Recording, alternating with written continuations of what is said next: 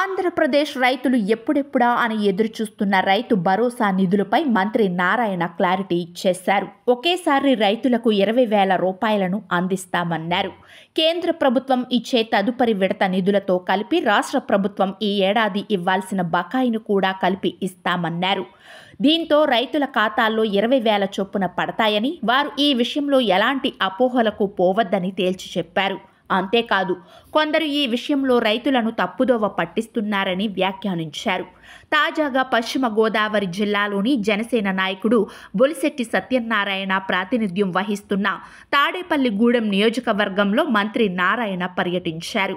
ఈ సందర్భంగా సుపరిపాలనలో తొలి అడుగు కార్యక్రమం నిర్వహించారు. మంత్రి నేరుగా ప్రజల సమస్యలు తెలుసుకునేందుకు ప్రాధాన్యం ఇచ్చారు. డోర్ టు డోర్ వెళ్లి పింఛన్లు, రేషన్, ఉచిత సిలిండర్లు, తల్లికి వందనం, ఫీజు రీయింబర్స్మెంట్ వంటి వాటిపై ఆరా తీశారు. ఈ క్రమంలోనే మంత్రి నారాయణ రైతులకు సంబంధించిన విషయంపై స్పందించారు. రైతులకు ధాన్యం తాలూకు ఇవ్వాల్సిన బకాయిలను కూడా త్వరలోనే విడుదల చేయనున్నట్టు చెప్పారు.